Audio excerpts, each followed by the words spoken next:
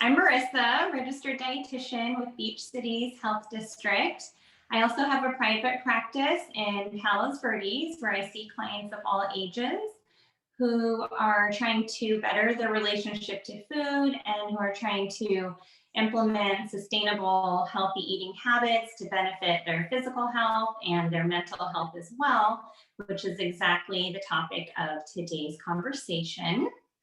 So I'm so happy to be here, and it's good to be back after a few weeks off from these workshops. So happy 2021. I can't believe January is almost over. That's kind of crazy to think about. Hopefully everybody's staying healthy and happy.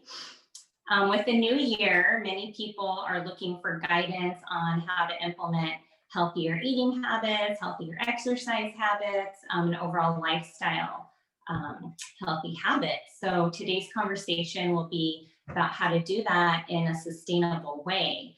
There's many confusing messages out there on the internet, from social media to general media to influencers about how and what to eat. And it can be confusing because a lot of those messages can be conflicting information. So today I hope to offer some sound advice about sustainable habits that can work for you because everybody has different nutrition needs. So many people, like I said, can have kind of an all or nothing mentality, right, when it comes to a new year and making new health goals. But the problem with that some of the time is that if the rules are too rigid or the plan is too, strict, then it's just unrealistic to maintain, right? So I think everybody, including myself, can relate to that in some degree. So keeping in mind what sustainable habits look like is going to be important, and that's going to be something that we're going to talk about today. And then keeping in mind too that the foundation for implementing and keeping those habits is going to be how sustainable and how realistic they are to you, and remembering that all foods can fit into a healthy relationship too. So like this slide says, identifying positive, sustainable eating habits, establishing a general understanding of food groups to make balanced meals and snacks, and then developing and thinking about personalized sustainable goals to enhance or maintain eating habits. It's going to be the three main points that we talk about today. So what are some positive eating habits? So grounded in research, studies of individuals who generally have a good sense of well-being and physical health have mastered these. It's like second nature to them. So consistent meals and snacks, eating about every 4 hours to maintain stable blood sugar, being in tune with hunger and fullness, including a variety of all food groups throughout the course of a week to make sure that bodies and minds are fueled with a variety of nutrition is super important. And then attunement to food selection based on taste, satisfaction, and nutrition. And so I kind of want to talk a little bit about that last bullet point in terms of choosing and being mindful of food that's not only considered to be nutritious, but that also, you actually enjoy, and that you find that it keeps you full for, a couple hours at least, because I think we've all experienced kind of picking something because we think it's healthy and nutritious, and then a couple minutes later we're starving again because that food just really isn't satisfying. So there's a way to implement all three. And when we can do that, that's when it becomes a really positive thing. So there's, I want to share a funny story that kind of illustrates that. So I had a patient one time in my office, and he wanted to come in just to talk about healthy eating and how to implement healthier food choices. And before I even asked him, to give me an idea about what he typically eats, he just came out and said, well, I hate celery. I eat it all the time. I really don't like the way it tastes. And I asked him, well, why do you eat celery? Who told you to do that? And he's like, well, it's a healthy food. So he just assumed you know, that that is what he needed to do in order to be healthy, when in fact he absolutely hated it. And so we had an opportunity to kind of discuss, you know, how he can get nutrition from other foods that he actually likes. And so that's just an example that I wanted to share. So what are some positive physical and mental outcomes from adopting and implementing those positive behaviors? Mental clarity is one thing. So being able to think straight, to concentrate, to focus at work or school, you know, or when you're engaged in a conversation with friends or family, feeling energized and alert. I know that when I'm not eating right, you know, I can feel tired, I can feel kind of lethargic, and that's not something that I want to feel like. So, and then not obsessing about over what to eat or when to eat or how to eat, and having physical health and well-being, I think, are the main points when we're able to adopt some of these healthier habits. And then opposite of that, or what are some negative eating habits that can really hinder our relationship to food or our ability to feed ourselves properly? And those would be skipping meals, maybe because of different reasons, maybe because of poor planning or just not having the right food in the house or food at all, not eating enough, binge eating, overeating, you know, frequent emotional eating, maybe restricting certain food groups for a variety of reasons, you know, other than just allergy reasons, maybe lack of variety of food groups, overthinking what to eat. Over the long term, these can have some negative consequences to our bodies and mind. Of course, some of these things, you know, we do some of the time, but if it's the norm, then that's when it can become problematic. So some of the negative outcomes when we are engaging in these behaviors over time can include being at an unnatural body weight, right? So everybody has sort of like a set point weight that we're at when we're eating right, when we're moving our bodies, when we're sleeping well, when we have good stress management skills. And then sometimes if those things aren't happening, then we could either, you know, weigh less or more than what our natural set point should be. Headaches, brain fog, like I said before, feeling tired or fatigued, trouble completing a workout, GI troubles. So, you know, sometimes nausea, vomiting, constipation, or diarrhea can be a result of improper nutrition.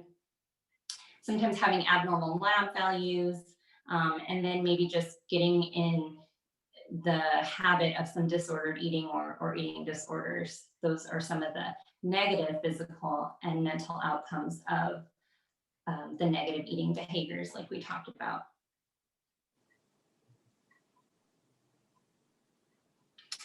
So here's a visual that kind of encompasses a few of those bullet points that we talked about that have to do with sustainable, healthy eating. And you can see that that is the main point that's in the middle of this graphic.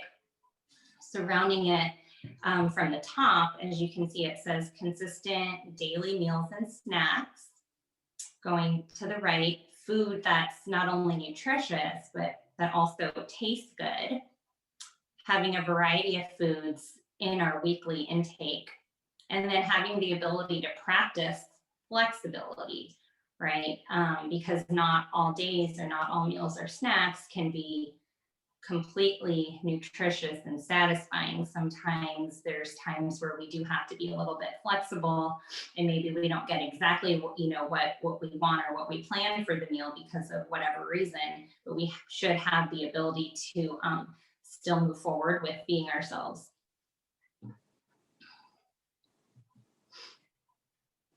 So what does all that mean in terms of actual food intake? Well, food is either going to be carbohydrate, protein, or fat, right?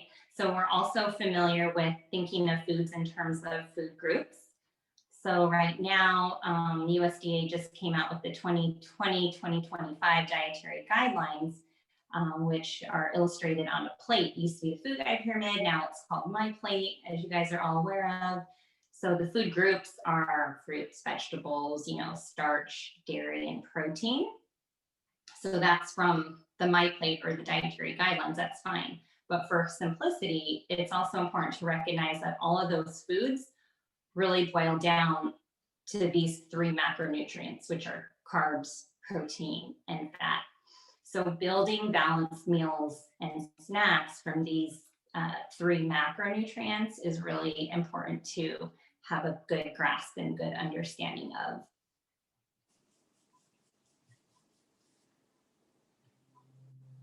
So carbs is the first macronutrient. So carbohydrates are the first line of fuel for our brains and our muscles. Our brains don't store carbs, so they need a constant source of carbohydrates every meal and every snack, or I should say most meals and most snacks. So you've heard of carbs being either complex carbs or simple carbs. All that has to do with is how many chains make up that particular carbohydrate. So the more glucose chains, it's considered complex carbohydrate because it takes the body longer to digest and to break down. So complex carbs include whole grains and actually also refined grains. We'll talk about the difference between those. Legumes, so like your beans, lentils, and peas, and also certain starchy vegetables are considered complex carbohydrates. And the complex carbs are going to give us fiber, vitamins, phytochemicals, antioxidants, which are all important for good health. And then also some carbohydrates like the legumes group are going to give us some protein. So that plant-based protein, that's really important. The idea behind the complex carbohydrates too, and what can happen from a physical standpoint, is it provides stable energy levels. So instead of having that kind of like that sugar spike that you hear about with the complex carbs, it's more of a stable increase and then sort of just stability. So you don't have that sugar crash that you hear people talk about too. A mood regulation, like I said, stable blood sugar, and also the complex carbs do tend to be more filling because they contain more fiber. Now, even though like the refined grains are considered complex carbs, what refined means is it's just that the fiber is taken out. So instead of the grain being intact, part of the grain is removed, and then with that, the fiber decreases in those refined grains. Not that they're bad or you can never eat them, but it's just important to be aware that you are losing some of the fiber and the nutrition from that as compared to, a whole grain. And then moving on to the simple carbs. Simple carbs include fruits, which a lot of people are surprised to hear. All that means is that it's just one or two glucose molecules, right? So fresh fruit, frozen fruit are considered simple carbs. Milk and yogurt are considered simple carbohydrates, and like your baked goods, candy, soda, juices. So there is some nutrition from some simple carbs, like fiber, antioxidants, and phytochemicals come from the fruit. Milk and yogurt is going to give us some protein, vitamins, and minerals. And then there's also some vitamins that are in fruit juices if they're fortified. Like, if you buy orange juice, it can say, has calcium and vitamin D. Apple juice is often fortified with vitamin C. Less fiber than complex carbs, right? They're digested faster and they tend to be less filling. But keeping in mind that, like I said, carbs are the body's first source of fuel for the brain and the muscles. They're broken down into glucose. And when you think about when you start to feel kind of shaky and tired, right, and you haven't eaten for a long time, that's a sign that your blood sugars are going down. So automatically people typically reach for carbohydrates because they have the ability to bring that blood sugar back up. So they have to do a lot with how we feel and how our mood is also. Can anybody relate to that? And like when you don't eat enough carbohydrates and you kind of start to feel a little sluggish or lightheaded. I know I can. So normally half of our diet should contain calories from carbohydrates. I saw somebody had a question, it went away. Tiffany, can you see that? Yes, I have a question. What is an example of a refined grain? Yeah, so that would be like white rice, regular pasta, what else? Probably white bread. So grains that have the part of the grain stripped from it, because typically grain has 3 parts. And so when you refine the grain, it just means that part of the grain is stripped away. So with that, you lose some of the fiber and the nutrient content. Somebody said they didn't realize, I think milk was a simple carb. So like I see the questions and then they go away. Yes, there's a question that says, I never realized that milk and yogurt are classified as carbohydrates. Aren't they a source of protein? Yeah, absolutely.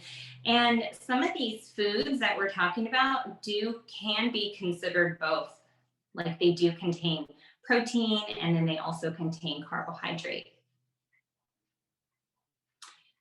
So if this is important, if somebody is trying to manage their blood sugars, I do a lot of education, in terms of exactly what you said, making that realization, like, okay, well, what foods actually count as carbohydrate, that need to be taken into consideration when you're trying to manage blood sugar. And so a lot of people are surprised to hear that milk and yogurt contain carbohydrate.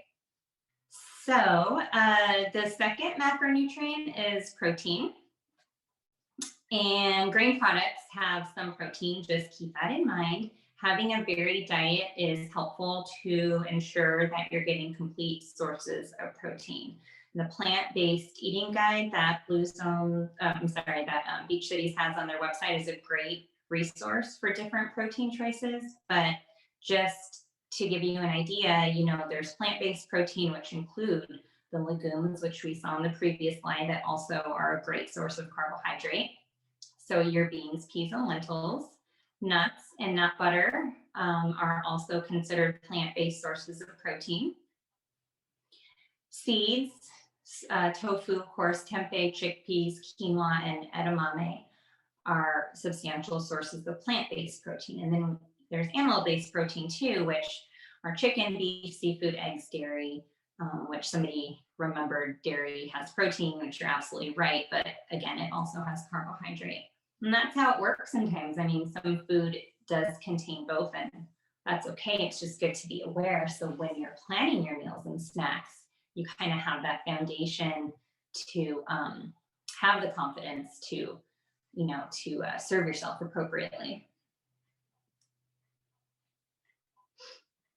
So the purpose of protein is, of course, for cell and tissue repair and growth.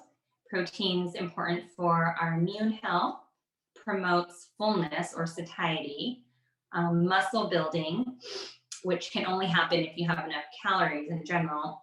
And then amino acids are the building blocks of proteins, and each amino acid we're not going to go into, but they have their own purpose in our bodies and in our cell functioning, which is important. But if we're getting enough protein variety throughout the course of a week, we're naturally going to be getting enough amino acids. And then the last macronutrient is fats. So contrary to popular belief, fats do not make people fat. Fats are needed to coat our cells and our brains to function properly, to regulate our hormones, to maintain proper internal body temperature control. Fat also enhances the flavor of food, and they help to absorb fat-soluble vitamins.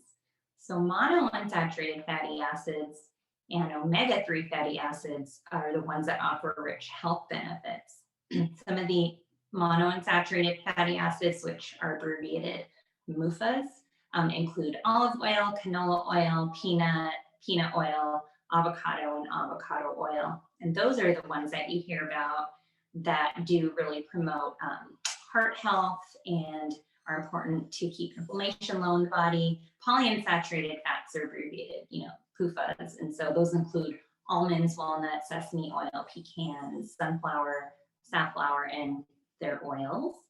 And omegas are also included in that category, and those have great health benefits as well. Saturated fats include coconut, vegetable shortening, palm oil, butter, cheese, lard, certain meats and poultry, and also egg yolks. So saturated fats include those categories, and then trans fats include baked goods, not all baked goods, some. The baked goods that typically have a long shelf life have trans fats. That's the only way that they're able to have that long shelf life, and then fried foods. And so trans fats are what really need to be, watched and limited in the diet. Saturated fat, as well. It's not that we can never have it. We just have to be aware that when we're choosing our fat options, that they mainly come most of the time from the mono and the polys. And like we talked about before, fat serves many purposes. I'll just kind of reiterate it here. Hormone and body temperature regulation. We need it. We need enough fat in our diets to be able to absorb fat-soluble vitamins, which are A, D, E, and K. Fat coats our cells and our nerve endings. We need it for brain health. So much of our brain is made of fat and relies on fat to kind of keep those neurons, neurotransmitters regulated and going properly. Skin, hair, and nails rely on having enough fat in our diets. If we don't have enough fat, we can experience dry skin, brittle nails, kind of dry hair. Fat offers flavor, and it also offers satisfaction and sort of just a sense of fullness and being, satisfied with the meal.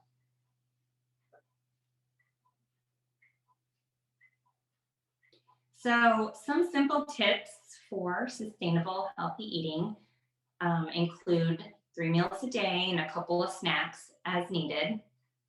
It's important to really listen to your hunger and your fullness, kind of get in touch with those signals and those internal body cues so that you have a sense of how much food and what food, makes you full, and when you need to build your meals up a little bit bigger or smaller in order to experience hunger and fullness.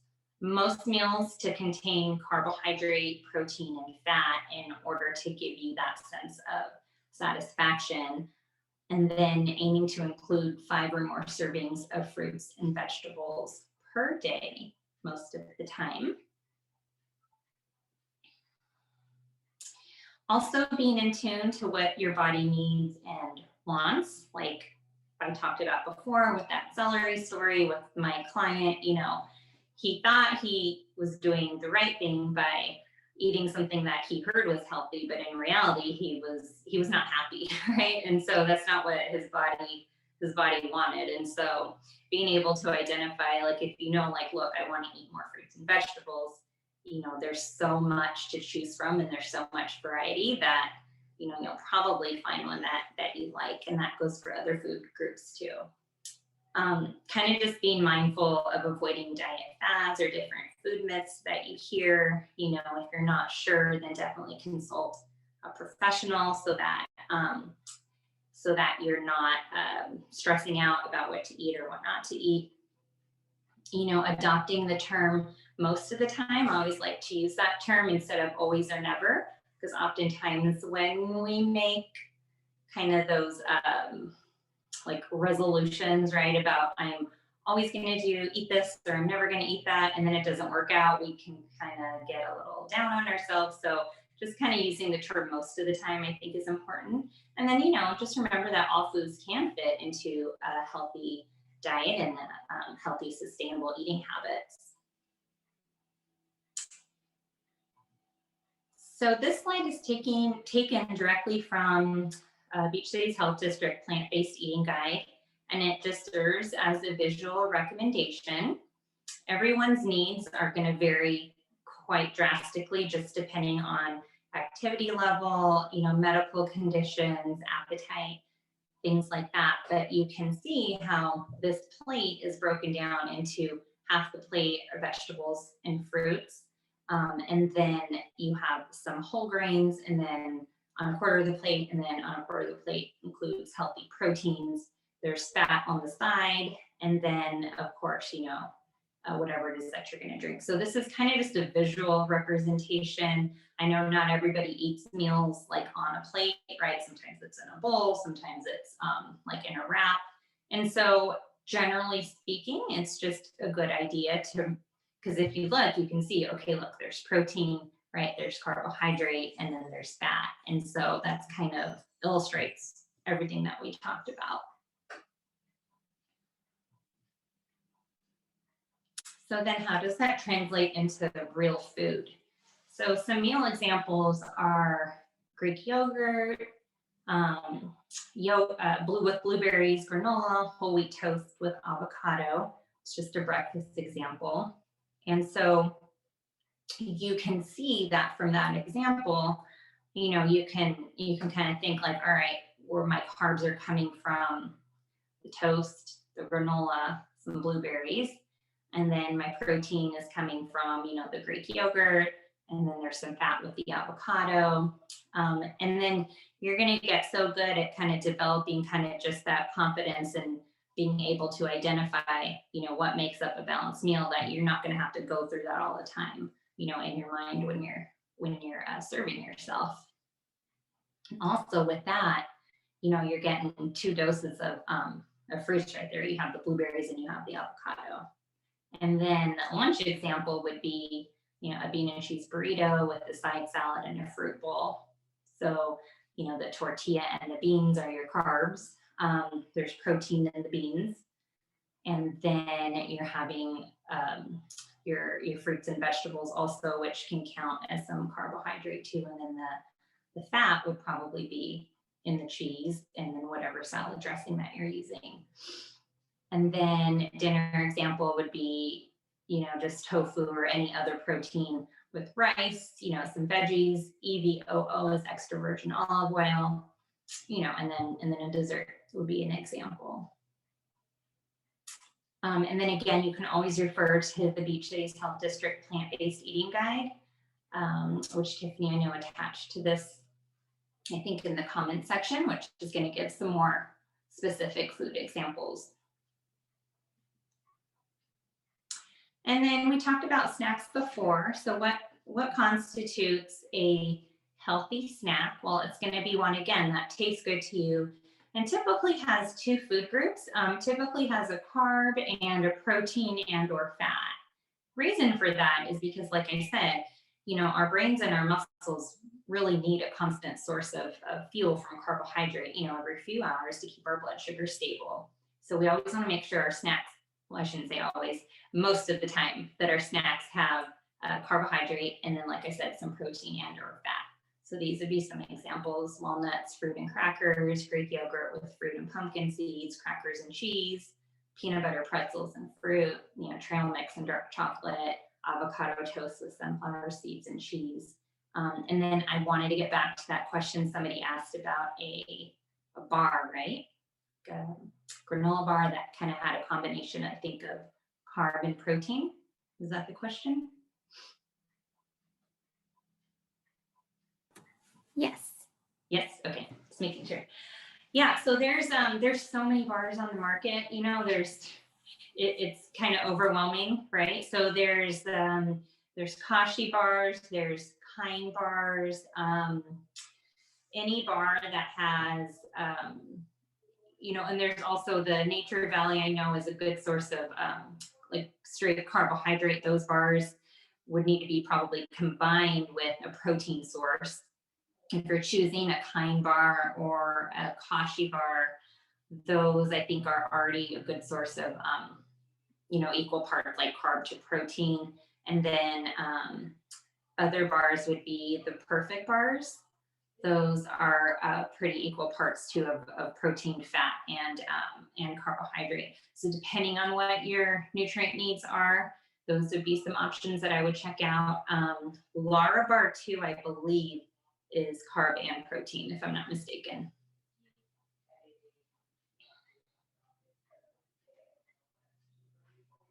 Okay, so like I said, everybody has different needs. Everybody's situation is different in terms of medical conditions, food allergies, time available to prepare meals, work schedules.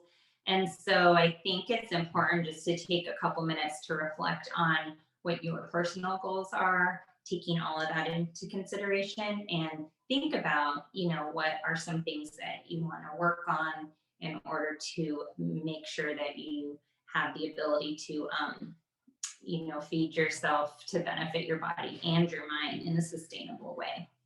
I'm gonna think too. Nobody has to share if they don't want to, but if anybody wants to share, please feel free. Well, I'll just share that. Can you hear me? Yeah. Okay. That I would like to try to transition more to plant-based eating on the other hand, and healthier eating, but on the other hand, it seems to be the easier path to continue in old habits. So that's one challenge in terms of personal. Yeah. So on the one hand, you do want to transition to more plant-based eating, but on the other hand, it's easier just to keep doing what you've been doing. Yes, I keep collecting the recipes for the plant-based options, and then I don't really act on them. Yeah, and I think there's a lot of truth to that. I mean, I know you're not the only one. We just kind of tend as humans, I think, just to get into a habit of what's comfortable and what we're used to, right? And so maybe if you could just give yourself a week and say you want to try one new recipe a week and kind of just see how that goes. I don't know if that would take the pressure off any. I would like to say I'd also like to eat more plant-based protein, but I don't like to cook, so I would need to have something that you can fix real quickly that still tastes good. Mm-hmm. You want something that cooks quickly that's plant-based protein? Yes. And What did you say that you didn't like? Oh, I don't like cooking. Oh, okay, you don't like cooking. Yeah. Yeah, so I know that edamame, depending on where you shop, a lot of times they sell edamame that's already shelled and in a package, and all you have to do is plate it. I know that they're, beans, and you can do canned beans. A lot of people think oh, you can't do canned beans, but if you are struggling with time and the desire to cook, you kind of have to compromise with yourself. And if you do canned beans, just make sure you rinse them, and then you can just pop them in the microwave or heat them over the stove, and that's a good plant-based option. I was going to share that I'm not a cook either. This is Noelle. And I think you mentioned it, Marissa, if you have a reason. I'm a runner, and I was having knee issues, and it was suggested that an anti-inflammatory diet might be helpful for me. So anyway, this was 2+ years ago, and I've pretty well completely transitioned over now to plant-based. And because at first I thought, no way, it's never going to happen because I'm not a cook, and I don't it was totally foreign. And I was a huge sugaraholic. Let me just tell you, sugar all the time. So anywho, now I'm not, I basically do no sugar now. And again, it was a slow transition. So I know that's always a suggestion, make it a slow transition. I will tell you that I got an Instant Pot that certainly, and again, for the no cook person, an Instant Pot, you just throw everything in it and it does the work. And then I have to say, now I do a ton of other cooking. Everybody is completely surprised by me. I'm a totally new person in the kitchen, let me just say, for the past 2 years. And so anyway, transition slowly, get an Instant Pot, and have a reason to do it, I guess, are my 3 things, Yeah, that's great. How's your knee? Oh, they're great. Yeah, no, I mean, I'm totally, it's one of those things where I was not being able to run every day and I can run every day now, so it's like, yeah, it's Wow, great. that's great. That's great advice.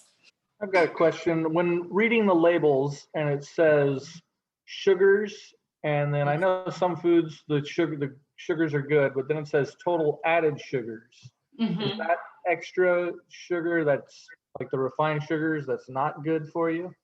Yeah, great question. So there's so much confusion about that. And as of lately, the food companies putting on the category of added sugars, that's new, right? And so it's the added sugars. So when we talk about sugars, fruit, like we said, fruit has sugar and it, you wouldn't want to avoid fruit because then you would be avoiding all of those extra nutrients. Same with yogurt. If you buy like a Greek yogurt, it's going to have some sugar, but you wouldn't want to avoid that because you're also getting nutrition. So yes, when you look at the label and you see added sugar, just be aware that that's not natural sugar, that it's sugar that's being added in.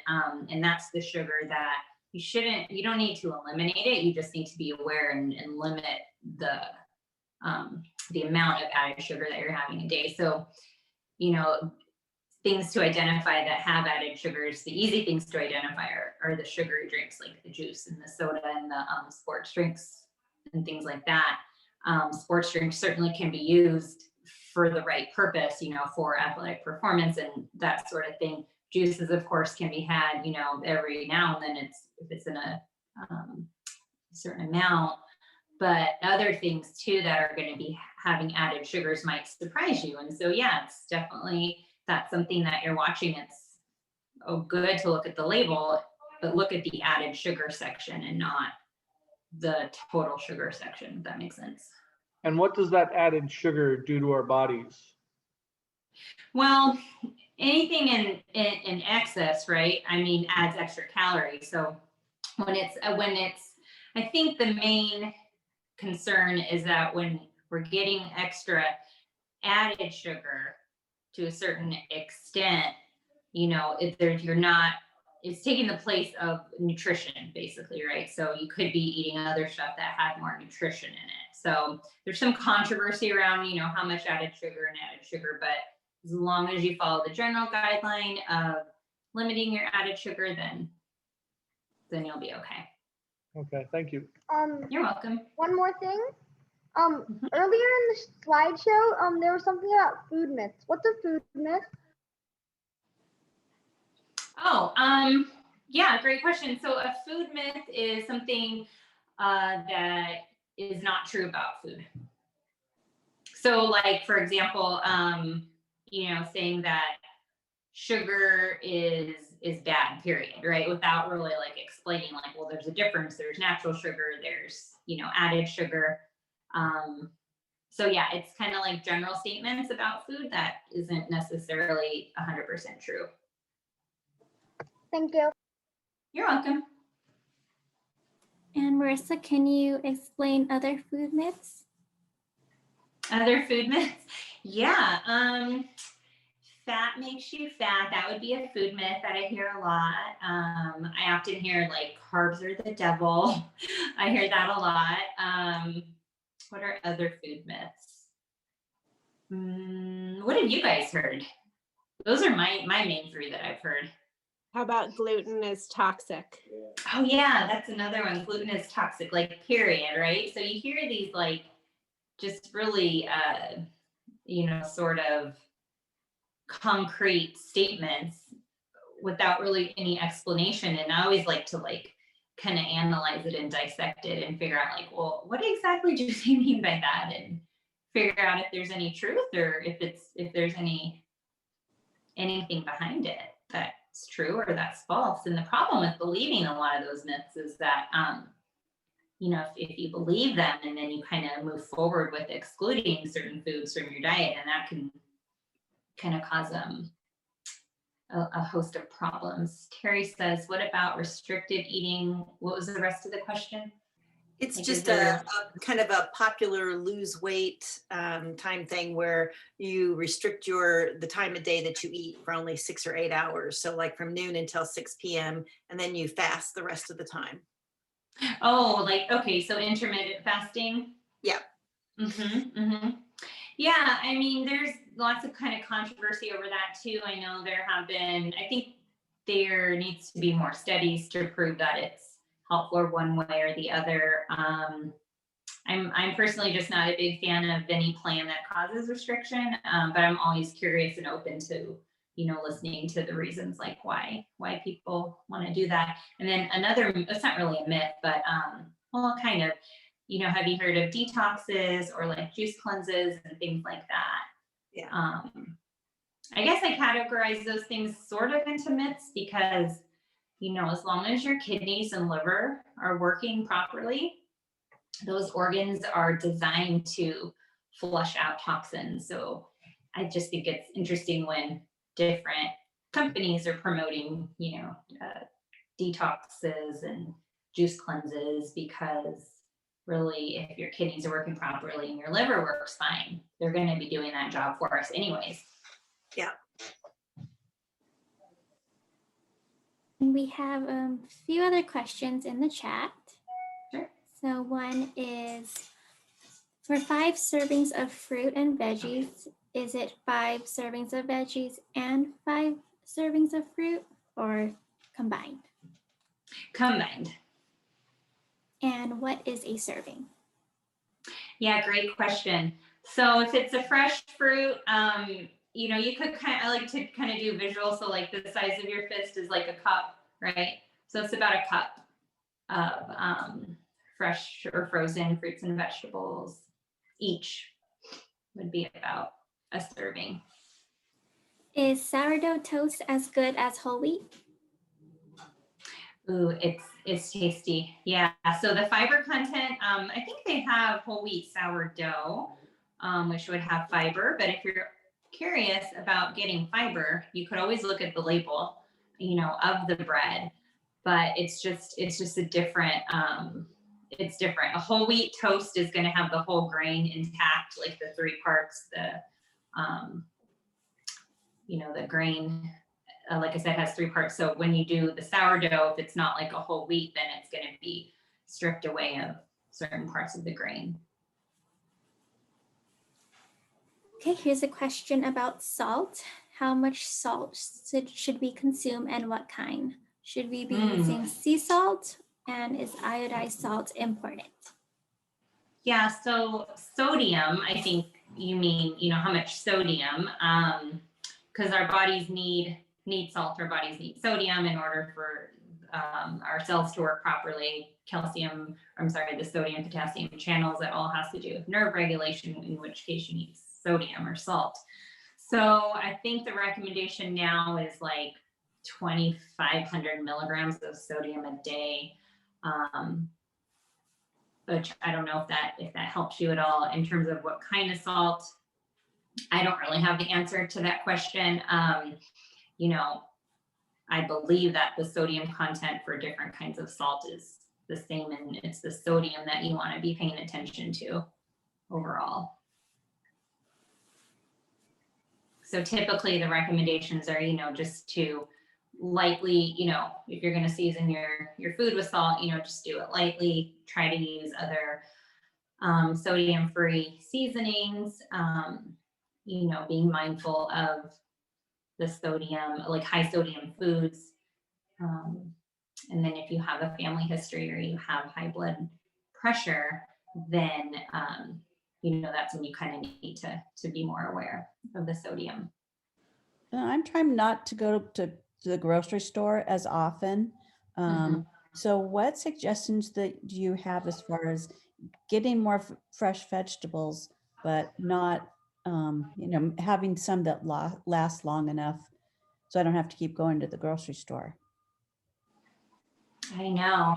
How do you feel about frozen vegetables? That's fine. Yeah. So if you like frozen vegetables, they're flash frozen, so they're going to retain, a lot of the nutrition as the fresh vegetable. So you're okay with frozen vegetables, and I will go that route. And then if not, then you can kind of choose vegetables that when you do go to the store, if you're choosing fresh vegetables, just look at the label and make sure you can use them at least a week out. Some of the things that go bad quick, are lettuce and spinach.